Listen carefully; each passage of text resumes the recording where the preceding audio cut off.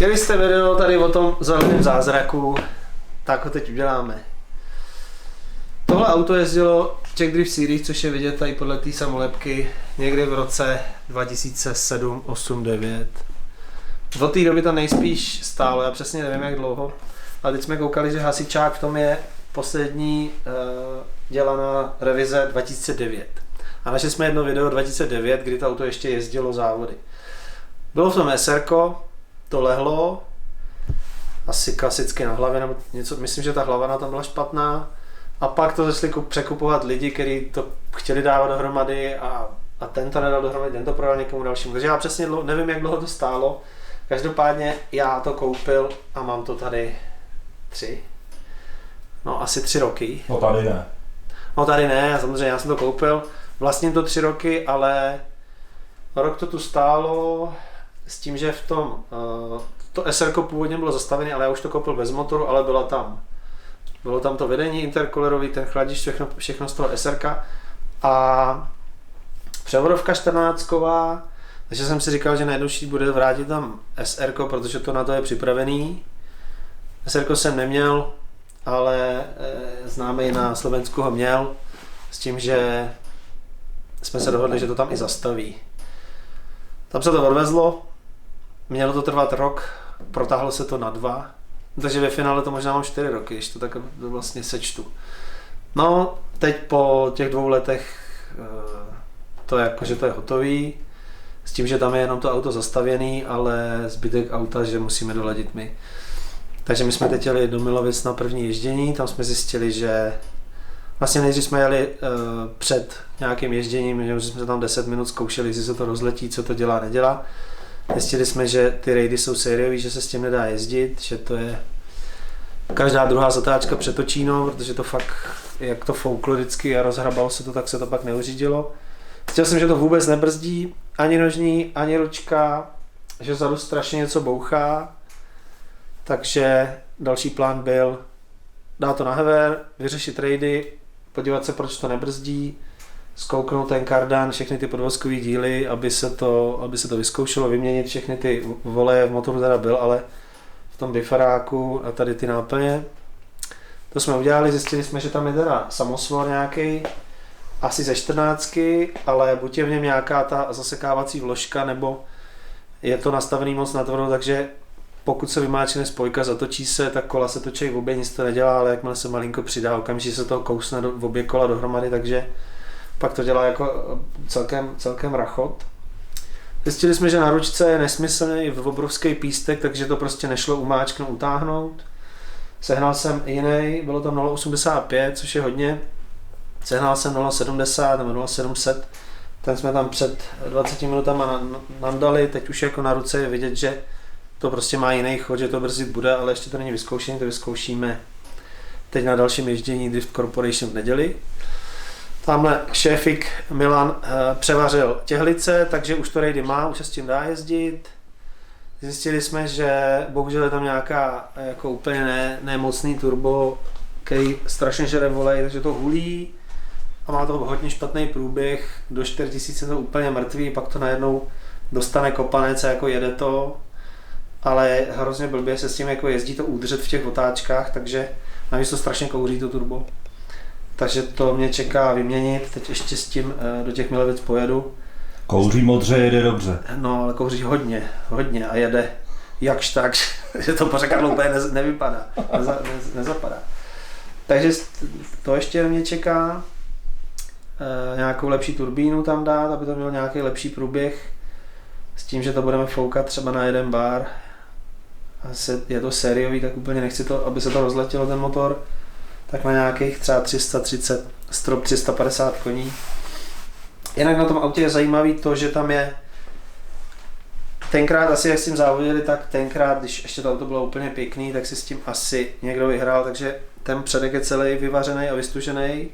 Všechny ramena jsou vystužený, jsou tam i štelovací ramena, ty příčníky dopředu, ty jsou nomé obehnaný plechem. Je tam hezký rám udělaný do klobouků, na kozičkách a jako fakt hezky udělaný na to, že ho dělali v té době, kdy vlastně začínaly barevné televize, tak je to fakt pěkně udělaný, to se mi líbilo.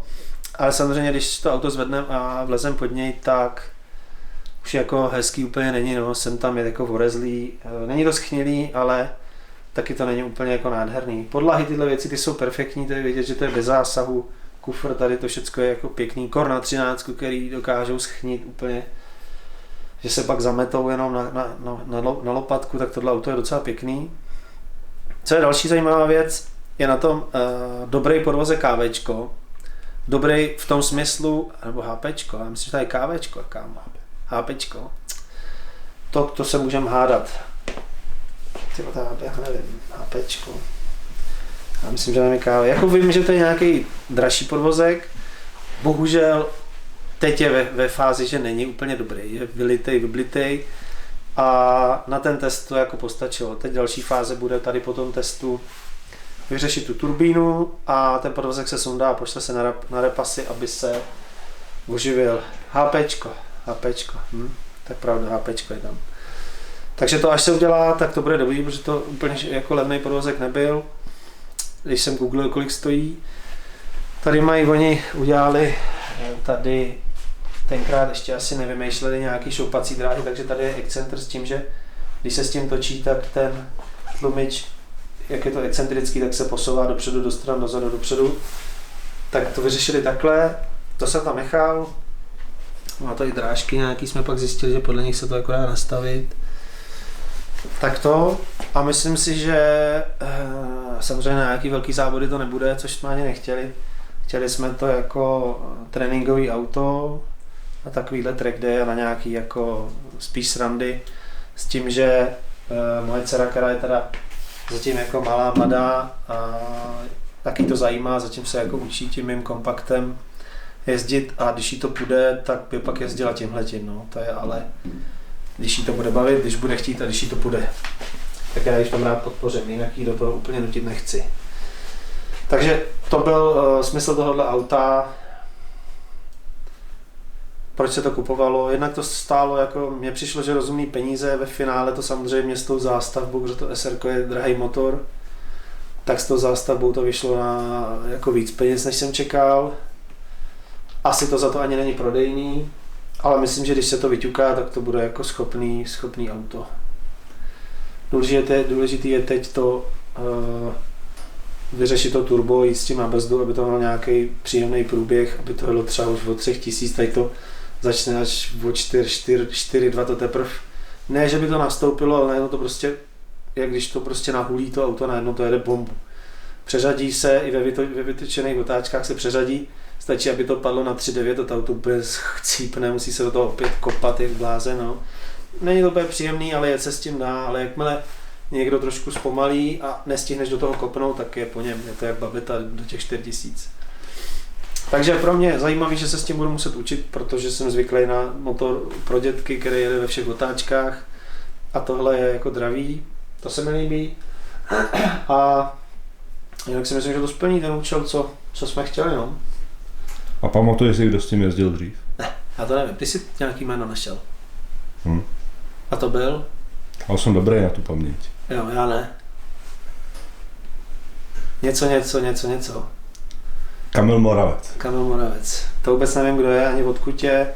To si vygooglil ty, já jsem někde viděl tenkrát video, že to jelo nějaký, nevím jestli show nebo závod do vrchu a jako jelo to bokem, jako hodně malým úhlem to jelo. Nevím, jestli oni s tím jezdili jenom drifty nebo i něco jiného, protože když tam nebyly raidy, tak se s tím muselo jezdit fakt blbě. A já jsem do toho už jako nechtěl teď kupovat lock kit a nechtěl jsem do toho jako sypat další peníze, protože už to fakt vyšlo na dost. Takže byla volba, že se ty původní těhlice přeříznou, protože jsem jedný měl, podle kterých jsme to udělali, ale ty měli jiný průměr na ložisko, takže jsme nemohli použít. Takže tady mistr Svářeč to tady říznul, udělal to a ku podivu to jako funguje. No. Jsou tam teda zbytečně obrovský brzdy, vepředu jsou veliký plovoucí kotouče, což dneska už trendem není, dneska ode mě lidi kupují kotouče na motorky, aby to bylo co nejlehčí a třmeny na motorky a dávají to tam. Byl to tam třeba Filip Wimpl nebo Honza Konečnej, tak ty to tam dali. Tady je teda nějaký, to jsou asi ze 14 nebo z 15 třmeny a obrovský kotouče, nějaký veliký, tlustý, plovoucí.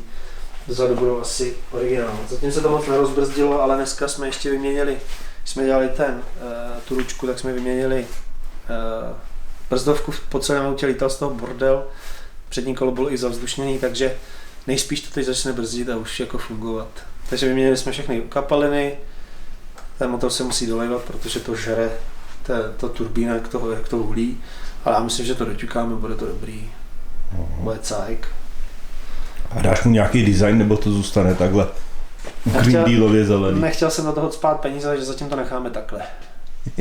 Kapotu mám tamhletu, ta je bohužel takhle žebrovaná a děravá a když začne pršet, tak to nateče do těch induček a bude po něm, ale přestane to, začne to koktat, takže mám tady jednu nouzovou takovou zrůdičku plechovou, tak jsem do ní vyřezal držáky a jako pojedu s ní, aby kdyby pršelo, ať se to tam neteče. Jinak pak ji nechám nastříkat, no, ať to není tak hnusný. Jinak to bude oheň jako blázen. A něco málo to spolkne, ale myslím, že už je to na dobré cestě, aby to makalo. Ku podivu to všechno, ta elektrika v tom funguje, že stěrač funguje, má cyklovač, světla se vyklápějí, svítěj, brzdovky svítěj. Dokonce tady měli nějaký ostřikovače na intercooler s tím, že ta nádobka je strčená za řidičem, veliká nádoba na vodu a je tam tlačítko, že si to zapneš a ono to začne stříkat na ten intercooler. Jak hodně to je funkční, jestli to jako k něčemu bylo, nevím, ale bylo to tam, tak jsem to tam nechal. Tam jsou vůbec zajímavý jako tlačítka. No, jako páčky, je tam spoustu páček a tlačítek, který nevím k čemu jsou a nezjistili jsme, na co to je. Ale zase to, že to má cyklovač, to málo který auto má. Většinou to buď jde nebo nejde. Tohle se vrací do polohy tamhletý, cyklovač to má, světla mají normálně, jak tlumení, tak dálkový, dají se i vyklopit bez svícení. To zase je dobrý, že to jako úplně není spaštěný na kaši. No. Na Slovensku tam Borec dal tady ten ducktail. To je taky jako docela hezký, jenom by možná taky mohl být v jiný barvě. No. Jinak byl tam vejfuk jenom trubka až dozadu, mělo to naprosto příšerný zvuk na zvracení, takže jsem koupil aspoň tlumič a tady mistr svářeč ho tam nasvároval. Jinak to auto je jako hezký, že není úplně dohnilý. Když se podíváš, tak to jako není špatný, tady je vidět, že je si dostal jednou, že to tady je klepaný, ale jako špatný to není. Ten rám je hezký, to se mi líbilo, když jsem to kupoval, že na tu dobu je pěkný, i na dnešní dobu je hezký. Původně to asi bylo červený, no. Pak to někdo naprskal tohle barvou, ale mě to nevadí, já to tak nechám zatím. Kdyby to dopadlo tak, že Kačka, moje dcera, by jezdila a šlo jí to, že by jezdila třeba tímhle, tak se to pak jako může polepit, no. To asi není problém, ale zatím úplně nepotřebuji vyhodit 30 000 a polep. Vlastně tady to auto jezdilo drifty, kdy my jsme se teprve na drifty chodili dívat, protože my jezdíme s bráchou 10 let.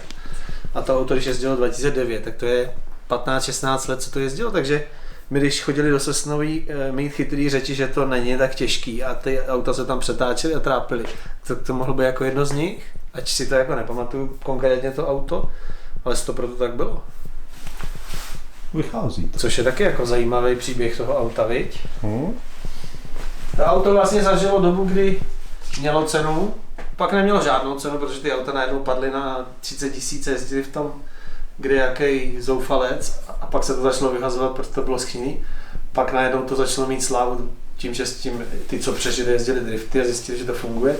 No a teď je taková doba, že za nehezkýho 200 a za hezkýho jako klidně 500, no. Teď u mě byl kluk pro nějaký díly, měl jako fakt hezkýho, šedivýho, jako opravdu hezký auto, nedobitý, nedobastlený a říkal, že ho kupoval v Německu, teď jsem si řekl 500 pade nebo 500, jako za 13. A byl to ten, co jsme ho viděli na tom Strasu, ten kluk s tou šedou. Jo, no, ale to neměl v originálním stavu v podstatě. Hezký, originální, s CAčkem, ani to nemělo úplně jak hodně najeto, 120, 140, něco takového. Hezký auto jako. To už jako moc se jich nevidí a ty, co jsem tady rozebral, ty byly tak strašně schnilý, že jako když si do toho vlez, tak to vlastně držel pohromadě jako berec, jak to chroupal pod tím. Ale to zase byly extrémy, že to byly kusy, který umřeli CAčka a to hodili do křoví, v křoví to samozřejmě schnilo, viď. Tohle auto není tak zdravý jako PSO moje, ale jako potenciál auto má, že to jako není to rezavý. Ty blatníky, ty spodky jsou takový ošklivý, ale jinak to bude dobrý. Takže uvidíte, jak to bude jezdit, dejte tomu šanci. Teď ze začátku samozřejmě to bude slabší, než to vyťukáme, ale myslím si, že to ještě uvidíme fungovat dobře. Teď jsme nastříkali tu kapotu, myslím si, že nemůže nikdo poznat, že jsme to stříkali. Myslíš? Vyhráli jsme si s tím, hodili jsme to ven na trávu, na gumy a poslali jsme na to 2 spreje stříbrné barvy, protože černou jsme neměli, nebo málo. Já myslím, že si nikdo to v životě nemůže všimnout, že to je stříkaný, protože to je fakt hezký. Fakt hezký. Ale je to jediná kapota, která mi tu zbyla a když bude pršet, tak se s tím dá jet, takže nouzovka. Pak ji nechám nastříkat, tady je možná malinko kitu někde, teď už nevím kde, ale myslím, že někde tady byl ten kit. Tak to se budeme muset trochu odsekat, ale se s tím Pavlik pohraje vlakovně, já myslím, že bude nadšený, až to uvidí. Za hodinu to má hotový. Tak potom skočí a řekne, takový biznis jsem tu dlouho neměl. No to tady možná fakt někdo bral.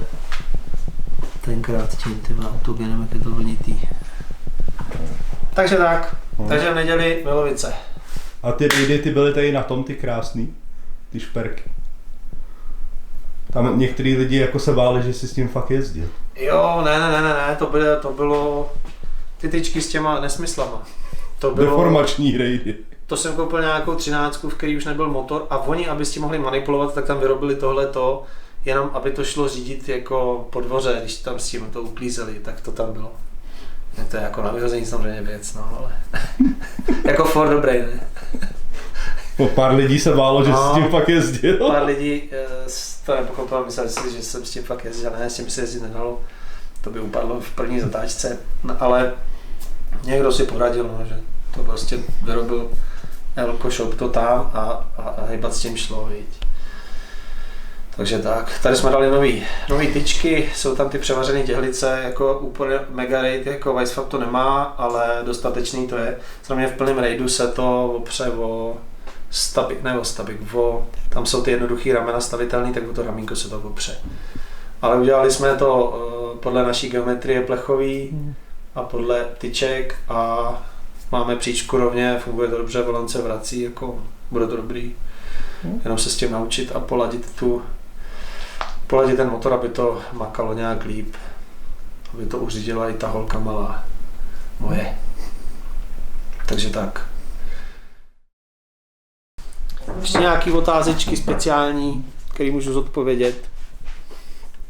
Asi nemáme. Tak napište do komentářů, můžeme to zodpovědět.